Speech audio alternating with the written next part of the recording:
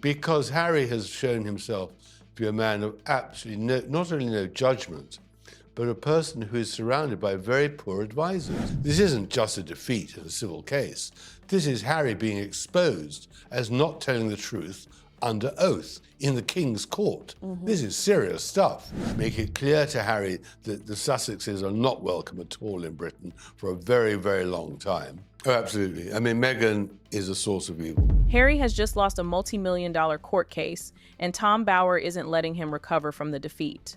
Instead, he has delivered a series of humiliating blows that Harry now has to live with.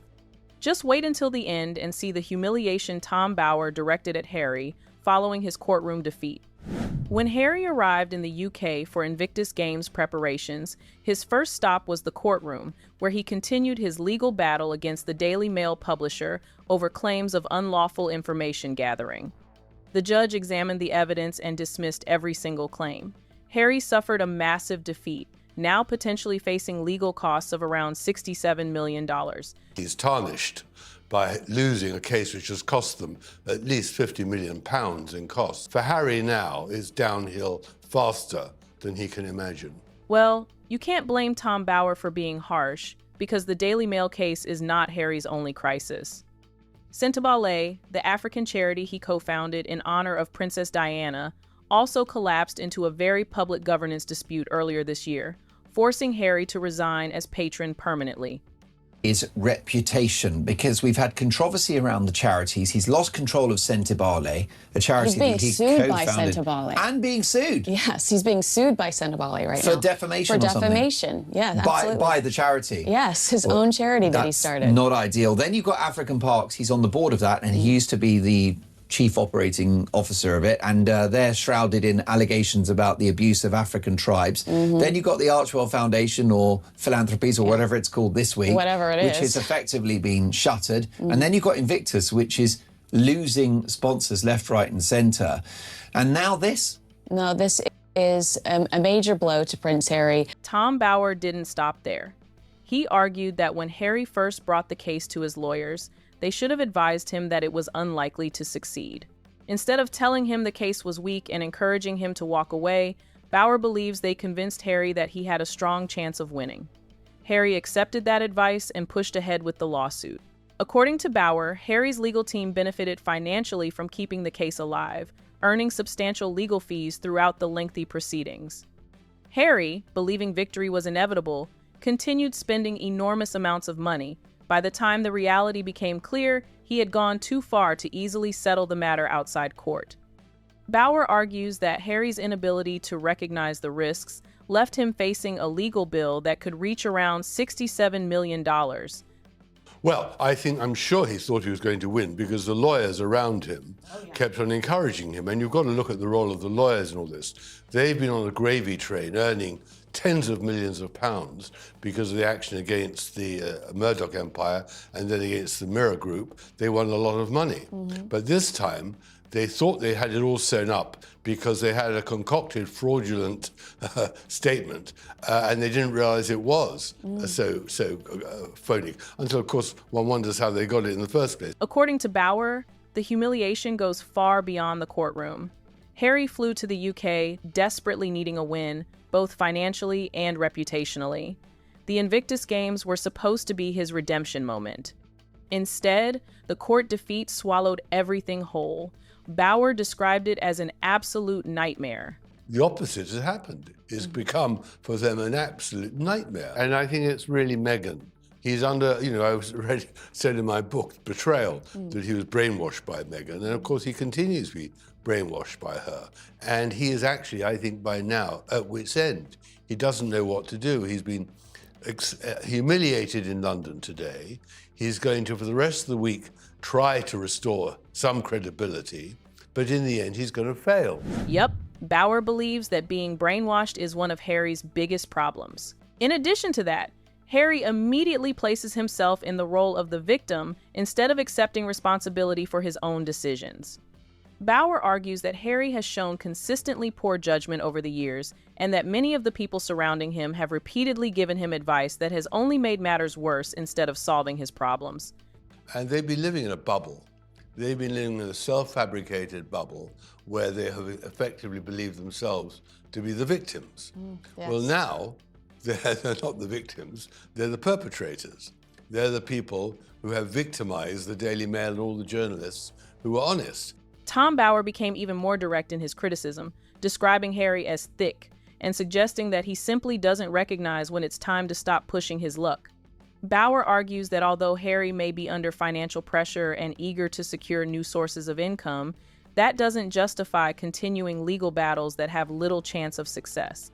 In Bower's opinion, Harry failed to recognize the obvious warning signs. And Meghan, I think, was shrewd enough to realize that. I mean, you've got to be as thick as Harry not to realize that there comes a point where you can't push your luck too far. He also believes that Harry's pride has gradually pushed experienced advisors out of his life. Even if Harry wanted the level of professional guidance he once had while living within the royal family, Bower argues he may no longer have access to it. The biggest problem, according to Bower, is Harry's complete lack of self-awareness. He believes Harry rarely questions whether his decisions are right or wrong. Instead, he simply follows whatever direction seems appealing at the time without fully considering the consequences. Because Harry has shown himself to be a man of absolutely not only no judgment, but a person who is surrounded by very poor advisors. Harry may have hoped to damage the publisher of the Daily Mail, but the plan completely backfired. Instead of destroying the newspaper's reputation, Harry ended up damaging his own. Bower points to Harry's memoir, Spare, as another example. In the book, Harry publicly identified the woman with whom he lost his virginity, despite the fact that she had kept the matter private for decades. The way he exposed the girl whose virginity he lost his virginity to, Behind which a pub. embarrassed her. Yes. Which embarrassed her. Yes. She'd kept it secret for 20 years. Which or was more. so good of her. And I would be absolutely. screaming from the rooftops, you know? Well, you don't know, perhaps it wouldn't be such a good experience. I mean, perhaps you would be ashamed too. But I mean, that's the problem with him. He also embarrassed his former teacher by sharing personal stories that many people felt should have remained confidential. Bower argues that Harry repeatedly creates new victims while continuing to portray himself as the victim. In his opinion, Harry rarely accepts responsibility for the consequences of his own actions and instead attributes many of his problems to other people or circumstances. He is now shown to have created victims, not only amongst the Daily Mail journalists, but I thought in his book, for example, the way he lampooned a teacher who had a problem. According to Bower, Harry set out believing he would slay dragons, but instead he became the architect of his own downfall. Rather than defeating his enemies, Harry has inflicted enormous damage on his own reputation through a series of poor decisions. Now he faces the difficult challenge of rebuilding his life, and Bower believes there is no obvious path forward. Feud Yes. of slaying the dragons, he's self-slain. He caused his own, it's a reputational suicide. Let's put it no milder than that. Right. Harry has become the king of chaos. Bower says that wherever Harry goes, controversy seems to follow. Organizations connected to Harry, including charities and commercial partners, increasingly find themselves dealing with unwanted headlines. Some companies are now reportedly questioning whether maintaining a relationship with Harry is still beneficial. Bower believes Harry now brings controversy, instability, and circus-like attention that respected brands would rather avoid. We cannot deal with this man. We don't trust the fifth in line of succession. Well, if that doesn't cast him into the wilderness, he'll notice in a few days how it will. The trust Harry once had within his own family has also deteriorated significantly. The palace's response to recent events reflects what many see as a complete breakdown of trust. According to Bower, palace officials no longer believe they can rely on Harry to keep private matters confidential. Bower argues that Harry is now responsible for his own decline because of the repeated poor decisions he continues to make. The public's sympathy has largely disappeared. Ironically, Harry continues attacking newspapers over privacy, while many of his biggest commercial successes came from publicly revealing details about his own family's private lives.